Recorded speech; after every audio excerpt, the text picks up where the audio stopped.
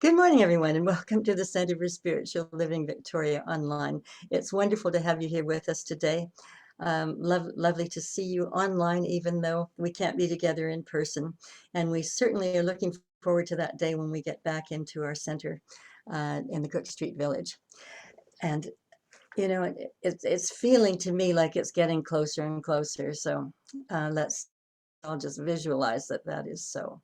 And I'd like to invite Reverend Joanna Drury to open with our opening prayer this morning. Joanna? I'm just unmuting myself there. Thank you. So I invite you to close your eyes and know the truth of who you are. Spirit in form.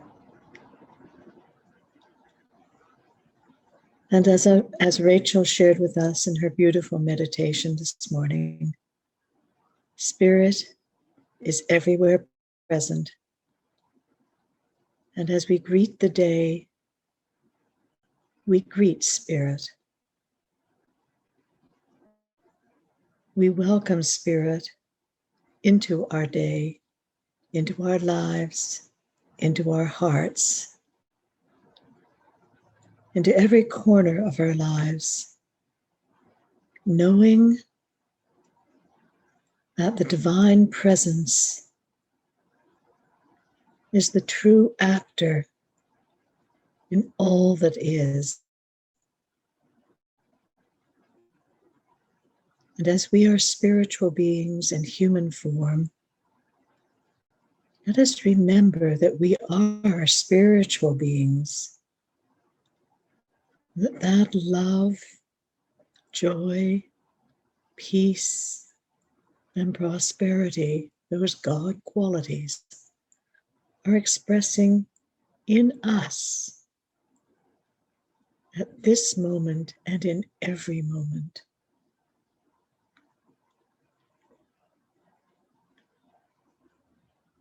And so let us welcome Spirit consciously, knowing that Spirit leads us, guides us, protects us, and provides us in every way, today and every day. And so it is. And so it is. Thank you very much, Reverend Joanna. And it's a pleasure now to introduce to you our own wonderful Darlene Haynes, who has a musical offering for us this morning. Darlene? Thank you, Carrie. There are so many things going on right now, but in spite of everything that happens, there are always things we can be grateful for, many blessings in our lives. And this song is called I Am So Blessed by Karen Drucker.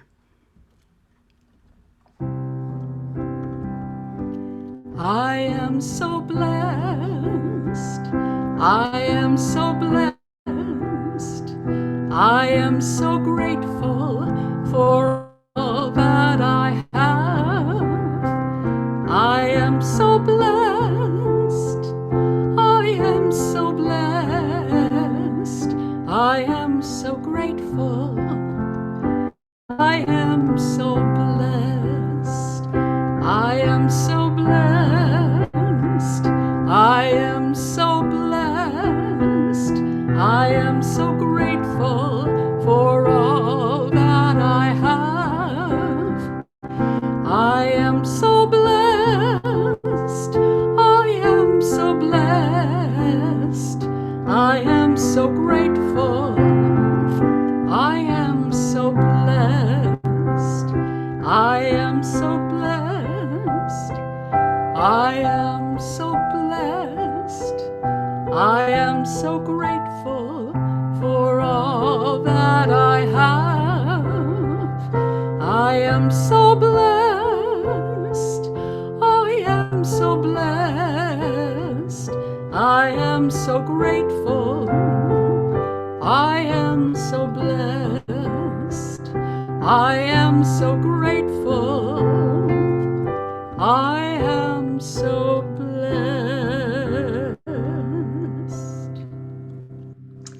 thank you, Darlene. That was lovely. And it's such a wonderful reminder of how blessed we all really are in our lives. With no matter what's going on around us, we can find so many things to be thankful for. And that song is just such a lovely reminder. It's certainly something that goes through my mind, the music from time to time. And also, I count my blessings every day. Every day that we wake up breathing, as we say, we can say, thank you, God. So, continuing today with this series that I began early this month on Larry Dossey's book, The One Mind.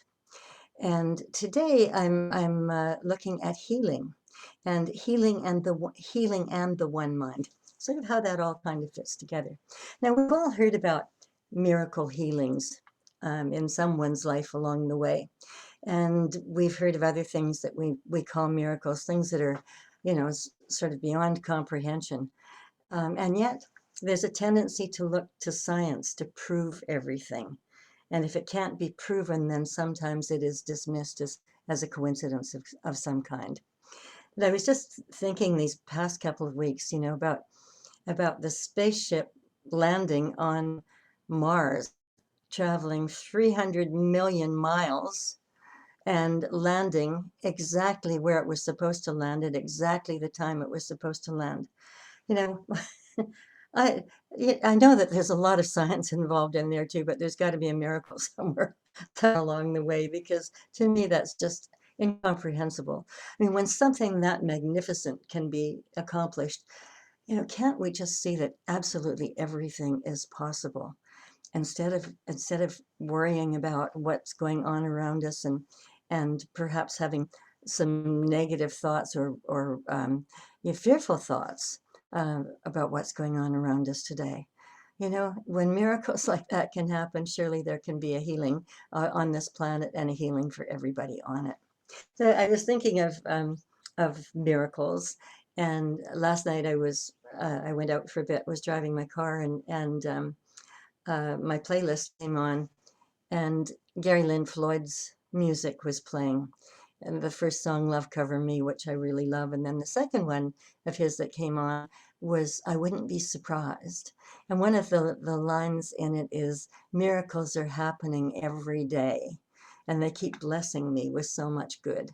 And so as I was thinking about miracles, I was thinking there's so many stories of miracles that really make us stop and wonder. And in Larry Dossey's book, The One Mind, it's rich with stories about people who have had various experiences. And as you know, I love stories. I think there's no better way to demonstrate a principle than to tell a story about it. And one of the stories that he was telling, he said, do you feel like you have library angels? I thought, what's he talking about, library angels? And as I went on to read it, he talked about a woman named Dame Rebecca West. And she was an author. And she was in a library doing some research on the Holocaust. And she went to the little, I don't imagine you go to drawers anymore, but at that time, she went to the little drawers and was, kind of researching everything. And she was just devastated because there was nothing specific. And there was one particular story that she was looking for. And she couldn't quite remember it. She wanted to get all of the information because she was going to put that in her book. And so she was frustrated, but she went to the section where all of the Holocaust books were. And she ran her hand along them as she walked along. And I don't know about you, but I do that, in my bookshelves at home. It's not necessarily that I'm looking for specific information, although sometimes I am, but I'll just run my hand along to see, what book I should pull out. And there's always something that just, speaks to me. Anyway, she was doing this, and all of a sudden she stopped at one book, and she just got this feeling that she should pull this out. So she did. She opened it up, and it was the information that she was looking for. She didn't have to go through every volume. It was the exact page. And then a related story, there was someone else doing similar research, and he was in the British Library, and he was looking for for a specific book. It happened to be the book that Rebecca West had written. And he was researching that same story, and he knew that it was in that book, but he couldn't find it. Anyway, he took some other books and went and sat down at a table. Now, in the British Library, there are hundreds of tables. There are hundreds of thousands of books, and there are hundreds of tables where one can sit and read. And it was busy that day, and he took a seat across an elderly man who looked as if he lived in the library and had been there for his entire life. And as he sat down and put his books down, he noticed that this man was holding the book up to read it, and it was the exact book that he wanted. It was Rebecca West's book. And he said, what are the odds with hundreds of thousands of books and hundreds of tables that he would choose the table to sit down at where this man was reading the book that he wanted? And he was able to chat with him and to eventually get the book himself. So, when we have these things in mind, what we need to remember is that we're putting this out into the great one mind, the great sea of God that I like to call it. And as we do, we're sending a message that there's something that we're looking for. There's something that we really, really want in that moment. And when we're so clear and so focused, it can't help but come to us. It's when we start worrying about it, when we start fussing about, oh, don't know whether it's, is going to work or not. Where will I go? What'll I do? Oh, woe is me. These kinds of things that we often go through. So um, we need to look at this, and these things that much of them call a coincidence, and we know there are no coincidences. There's an author named Emily Bull, and she said coincidence is a word we use when we can't see the levers and pulleys. And Larry Dossey also extended that to say, or the one mind.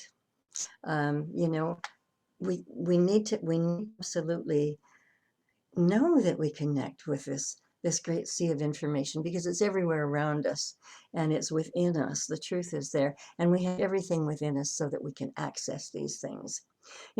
Ernest Holmes said there really were no such things as miracles, and I think I've said before that in the glossary of the Science of Mind textbook, the word miracle does not appear, which is rather extraordinary because one would think that it would. But he just said no, he didn't really believe in miracles. That would mean that there was something special that was happening that just, was unbelievable. But to him, everything was believable. And he said they're just natural occurrences. And I thought, isn't it wonderful that we know of someone who had a belief system that was so strong that he didn't worry about anything.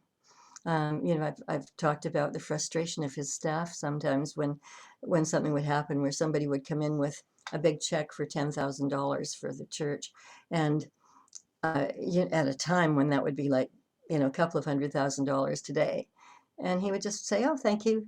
There would be no surprise, there would be no excitement, and it really frustrated the staff because they'd be all excited about it.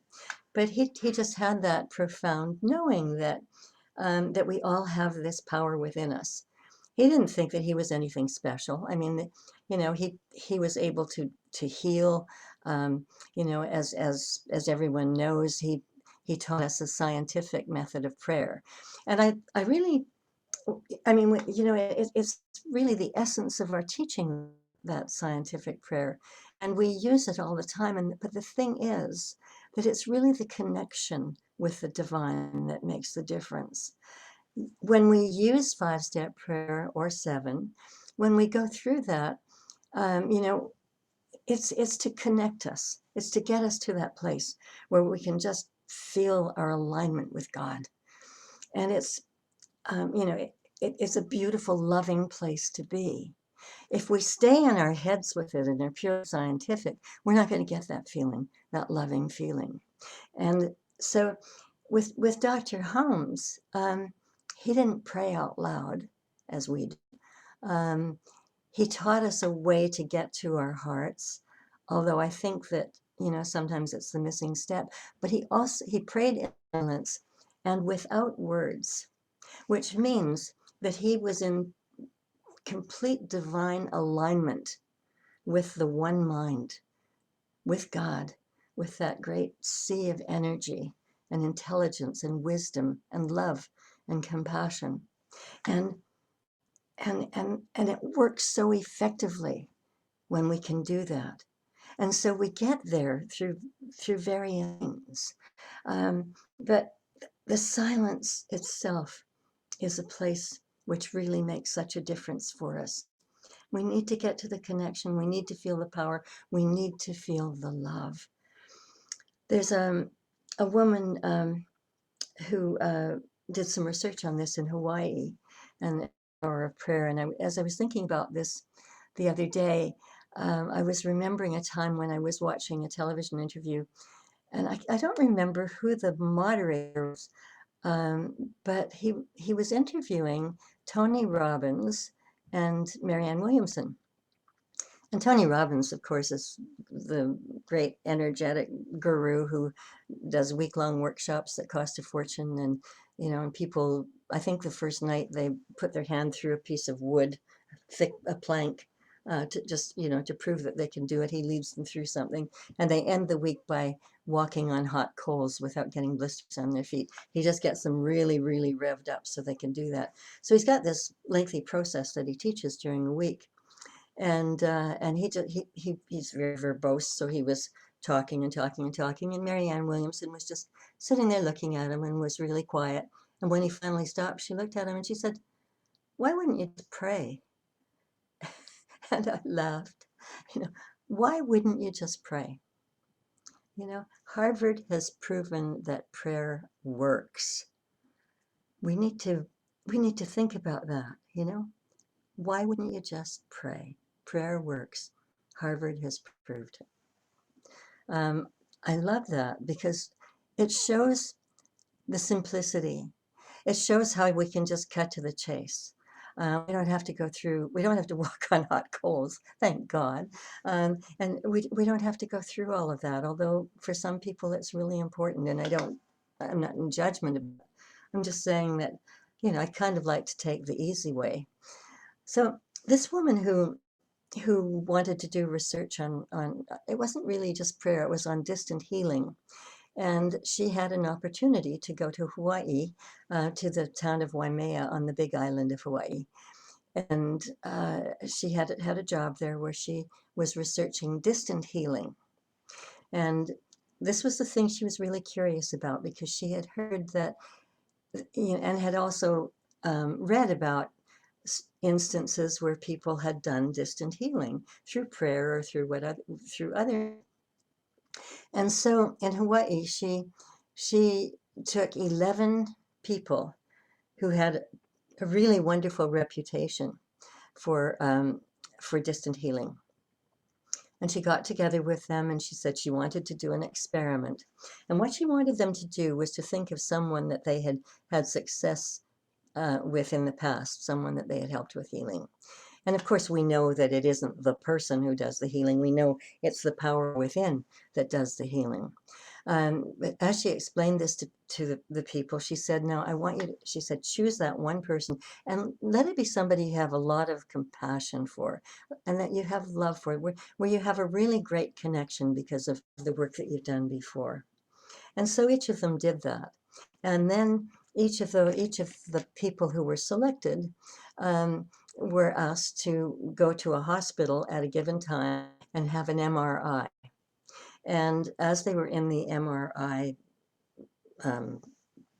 cylinder, the healer who was at a distance somewhere on the island was asked to send a prayer or loving energy or good wishes, whatever was their technique, for 2 full minutes randomly over a period of time.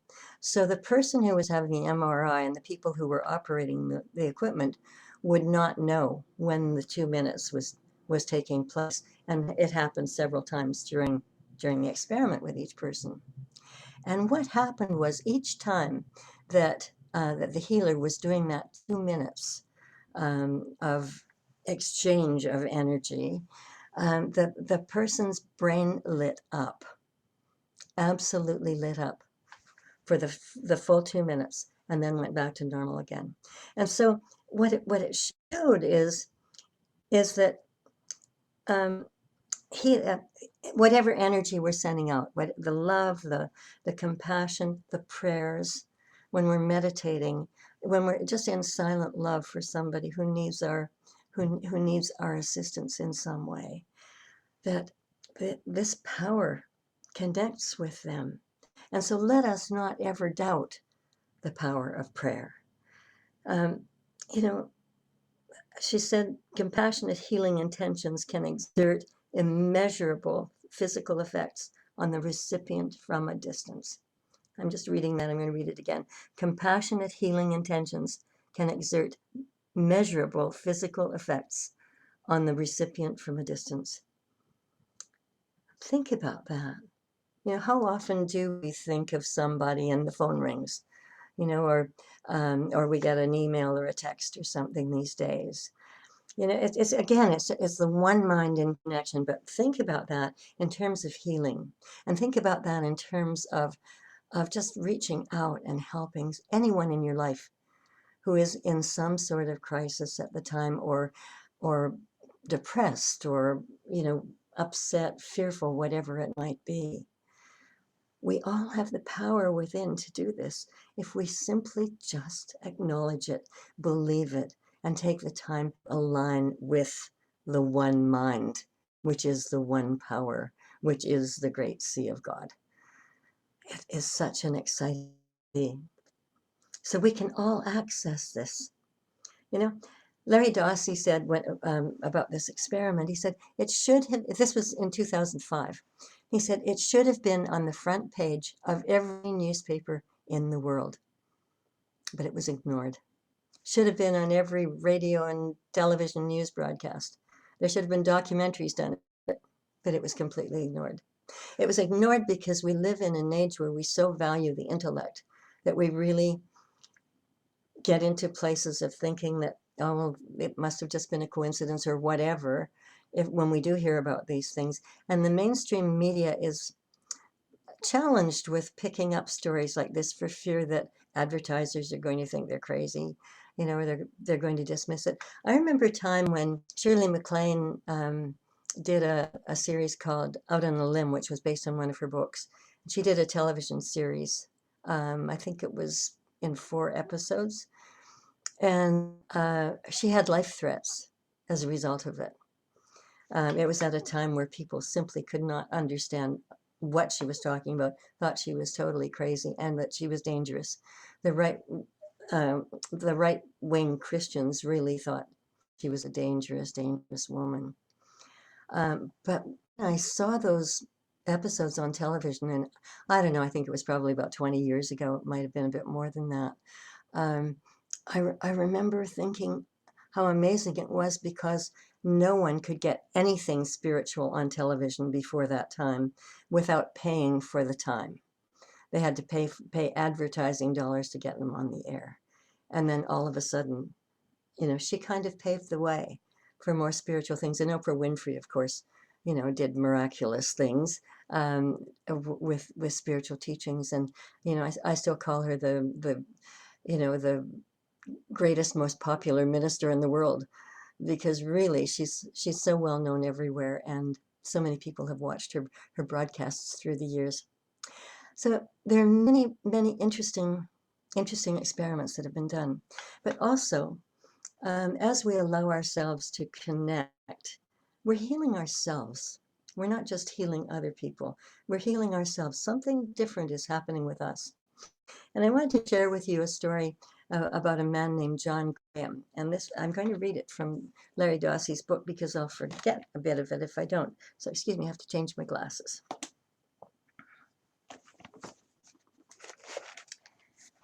So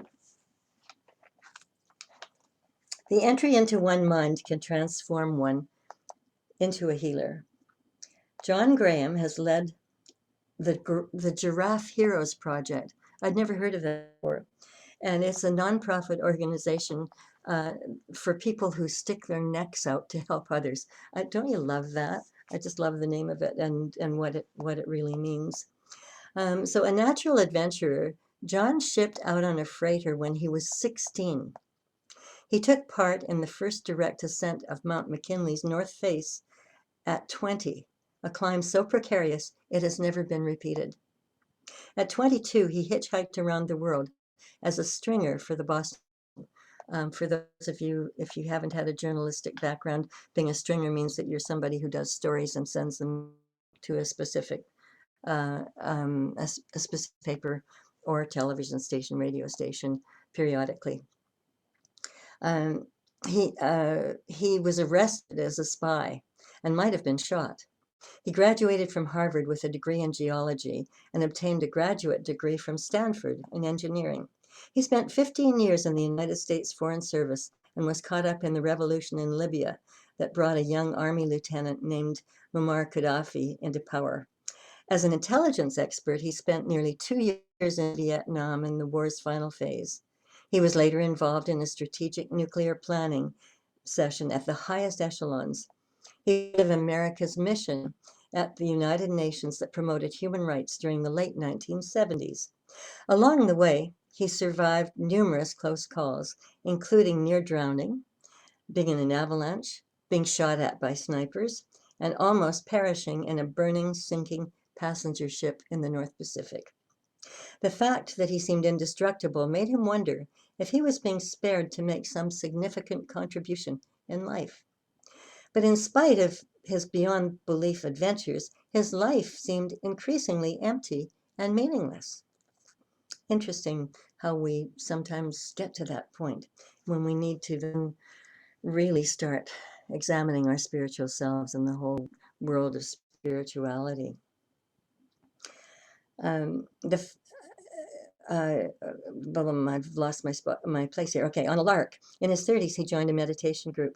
This proved to be the most significant adventure in a life packed with adventures. During meditation, he began having out-of-body experiences.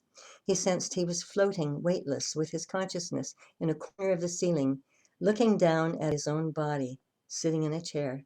He found he could control the floating with his mind, up and down, left and right. He moved through the wall of the house into the night and back inside again. And in his book, Sit Down, Young Stranger, One Man's Search for Meaning, he described his one-mind experience. And he experienced as a totality in which all souls melded, each big part of the whole, not as a petal, as part of a flower, but as a wave, as part of the ocean, which is one of my favorite metaphors for God. And that we're not all just individuals. We have an individual body and personality, but we're not just separate because that energy of God is in, as, and through each of us.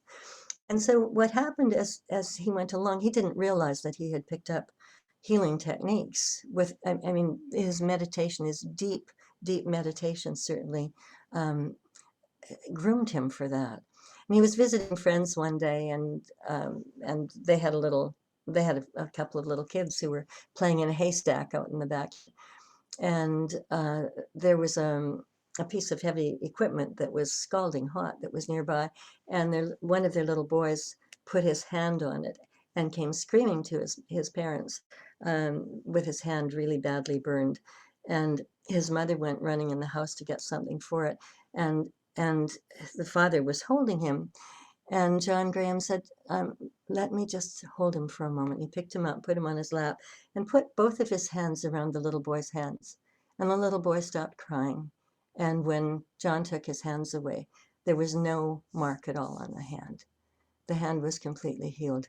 This again is like Ernest Holmes crushing his finger in an automatic window in a car and sitting for 10 minutes with his hand around his pinky finger, and then removing his hand and the finger is whole. These are the things that have people wonder. They think, oh, this is woo-woo stuff. Could this really be real? Could this really be true? The thing is, there have been enough experiments done about these things that prove that they are real, except that they're not exposed to us through the media or through the general public. We need that Arab Spring on social media, an Arab Spring of miracles that are just there every day for us to see and for us to feel and for us to believe. It's such an important thing. And so, I was just thinking, you to me, this is so exciting. And I thought, what if we just played with this? Instead of making it difficult, oh, have to study, have to spend time reading and studying, what if we just play with it? What if we just allow ourselves to go into the silence and to think about the one mind and to feel love and compassion for someone that we love somewhere and to allow that to just grow and grow and to do it repeatedly. I don't mean all day long, but to do it as a practice, and I call it play with it. What a wonderful, fascinating experience and experiment to see what happens. And the thing is that as we do that, we are growing that awareness. We will find it easier to align ourselves with God and to align ourselves with that power and to use it for good. God knows the world needs it. We can use it to send love out into the world, and we can use it to send to individuals in our lives who are asking for prayer or individuals who are suffering in some way. It's something that I just think is powerful and is really worth doing. And we can either do it or we can just file it away. Well, that's interesting information. I'll just slip that into, well, I put that in a pink folder or in a blue one or in a yellow one today and file it away and do nothing about it. I realize I have a choice every day. I have a choice about how I'm going to show up, how I'm going to show up for God. And you have the same choice. We all do. And so it's up to us to make that decision and to decide what's important to us. But I just think we should go for it. It's such an exciting time in our lives that we have access to this information. And we have people like Larry Dossey who are bringing it to us, along with a host of others who are scientists who are into spirituality. And I'm sorry, my phone just rang. So anyway, I just invite you all to get involved in this in a significant way. Choose someone that you want to be involved with. Choose somebody that you want to do some healing work with, and make it happen. Let us join in together at this exciting time in this moment, connecting to the one mind, knowing that it is always there and there's absolutely nothing that can stop it. I just say thank you, God, for this wisdom, for this knowledge that is opening up to us everywhere now. And so it is. So thank you for being here with us today. It's been lovely to see you, and I look forward to us all being together again in person. I thank you all for your contributions that you make to our center. That's what keeps our physical place going. Even though we can't be there. And you can do that, of course, by going to our website, cslvictoria.org, or by sending an e-transfer to Rev Carrie at shaw.ca, or Rev Carrie at cslvictoria.org. And and then it will get deposited into our center's account. So I just thank you for your generosity, because you are all so generous and giving in your hearts, and that's what's going to bring us all back together again as well. So bless you for being here with us today, and I just invite you to close your eyes as we go into a closing prayer today and release ourselves into the one mind, into God. And I know that there is only one mind, and I know that that mind is God, and it's all that is.